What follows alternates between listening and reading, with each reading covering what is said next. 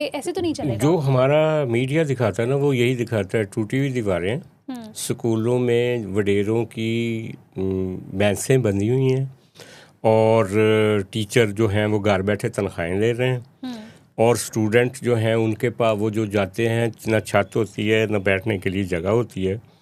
ये एक तस्वीर है जो सिंध की एजुकेशन के बारे में मैं भी यही देखता था, हर टेलीविज़न चैनल पे यही दिखाया जाता था।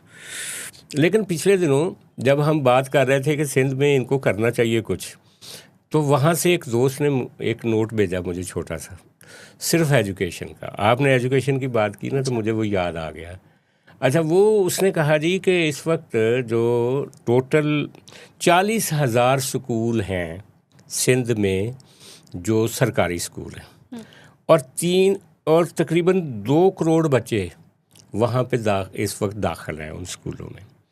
अच्छा, जो हैरत अंगेज़ बात बताई उन्होंने कि उन्होंने कहा कि पिछले चंद सालों में 2-3-4-5 सालों में या 5-6 सालों में थर्ड पार्टी टेस्टिंग के तहत वो टीचर्स की जो तैनाती, मतलब टीचर्स की अपॉइंटमेंट्स होती हैं, नौकरियां टीचर्स को मिलती हैं। थर्ड पार्टी एक टेस्टिंग प्रोजेक्ट है, उसके ज़रिए जो टेस्ट पास करता है तो उसको नौकरी मिलती है।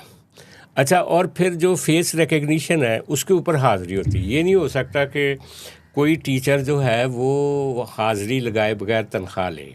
वो जो हमारे प्राइवेट दफ्तरों में नहीं फेस रिकग्निशन पे जाके आप वो जब तक आपकी हाज़िरियाँ नहीं होंगी आपको तनख्वाह नहीं मिलेगी। ये एक उन्होंने घोस्ट टीचर्स का एक इलाज किया।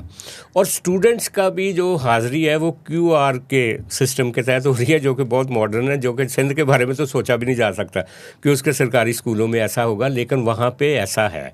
अब हम फिज़िकली तो नहीं गए देखने के लिए, लेकिन जो उसने मुझे बताया, उसने ये भी बताया कि जो 2008 से पहले वहाँ पे 10 सरकारी यूनिवर्सिटियाँ थीं, अब 30 सरकारी यूनिवर्सिटियाँ हैं। फिर उसके अलावा उन्होंने यहाँ तक कहा कि टीचर लाइसेंसिंग पॉलिसी एक बनाई गई है, जो कि हमारी रीजन में बहुत कम मुल्कों में है। तो वो उनका ख्याल है कि जो एजुकेशन है, और फिर जो मिनिस्टर फॉर एजुकेशन सरदार शाह साहब जी, उनके बारे में कुछ साल पहले 3-4 साल पहले मैं खुद टीवी पे सुन रहा था, जियो पे ही गालबन, कि उसने कहा था कि मेरे अपने बच्चे सरकारी स्कूल में पढ़ते हैं। हमारे इस पंजाब में या बाकी सूबों के वज़ीर तालीम कोई ये नहीं कह सकते कि उनके बच्चे सरकारी स्कूल में पढ़ते हो। खुद हमारे बच्चे सरकारी स्कूलों में नहीं पढ़े हुए।